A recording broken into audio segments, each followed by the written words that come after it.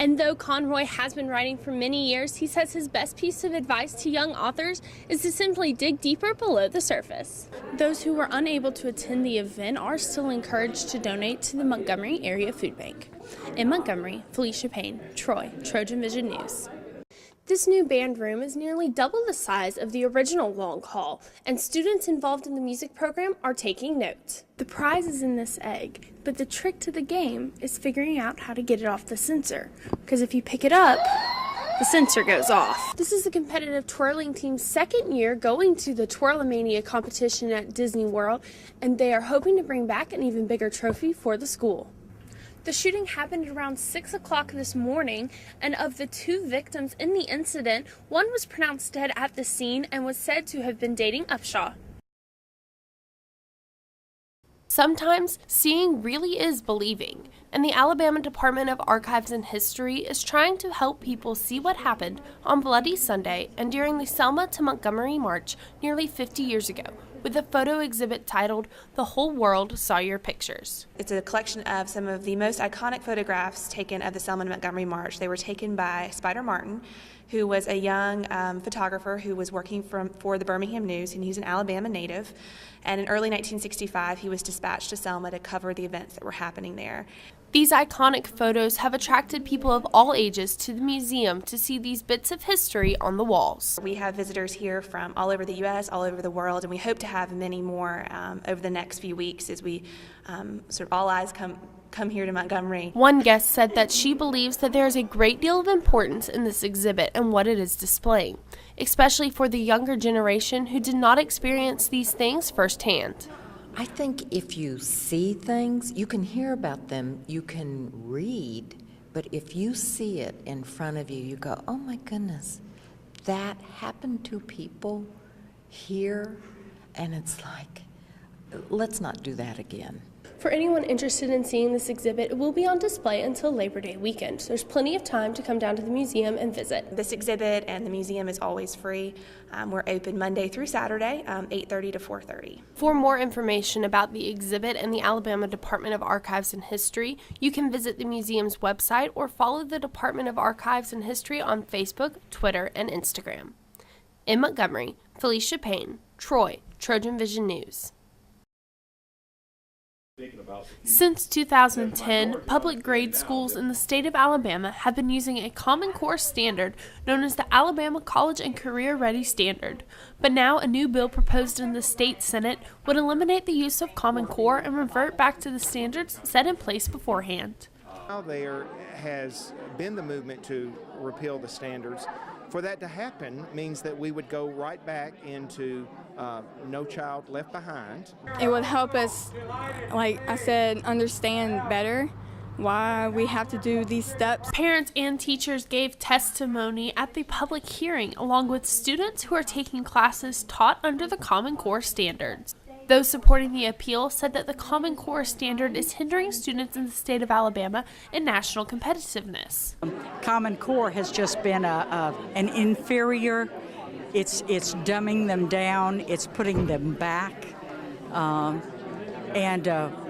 you know, we're going to fight that. We want to fight for our children. We want to stand in the gap for them. While those who oppose the appeal say that the Common Core allows students to learn in a different way, but that is not necessarily a bad thing.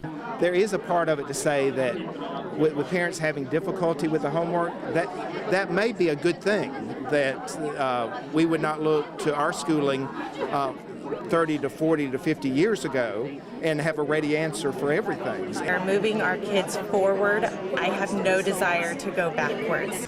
While support from parents and teachers is high on both sides of the argument, the committee must now decide whether or not the bill will be passed and put on the ballot in the next elections.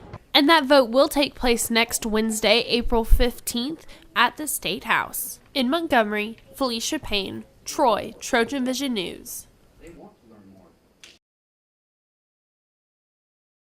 Saturdays at Veterans Memorial Stadium is reserved for the men on the football team.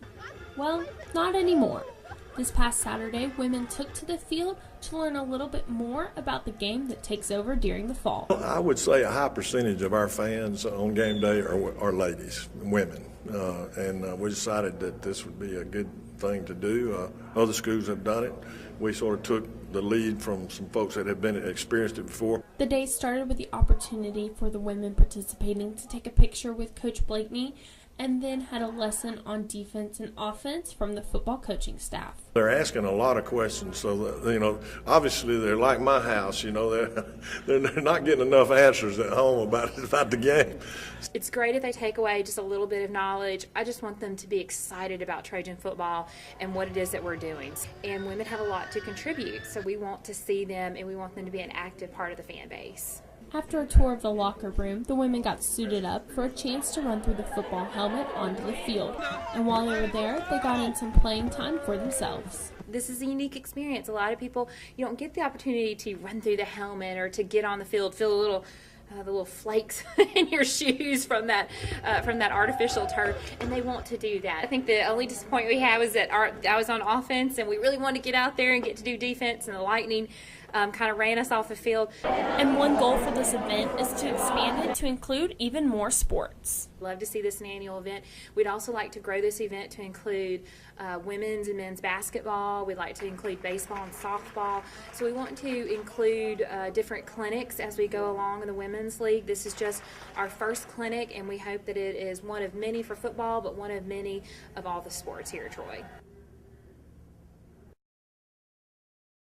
After a year and a half of construction and roughly $9 million, the Troy University School of Music finally has a new home. Long Hall, our new building, is comprised of several areas.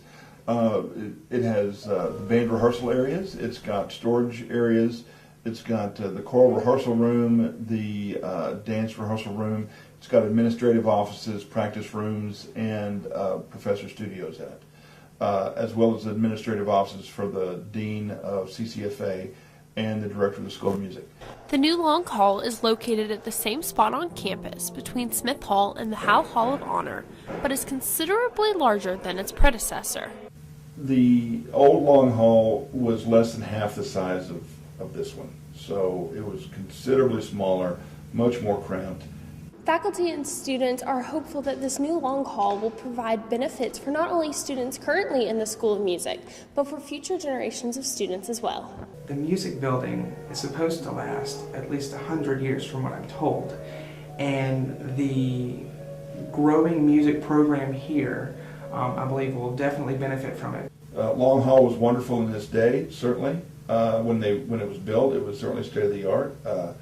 But by the time the building was torn down, this is kind of comparing a Chevette to a Maserati, this being the Maserati. I think it's going to improve the education for the students that come. I think they're going to learn a lot more and be able to do more, and they'll get more opportunities when they come here. Felecia Payne, Troy, Trojan Vision News.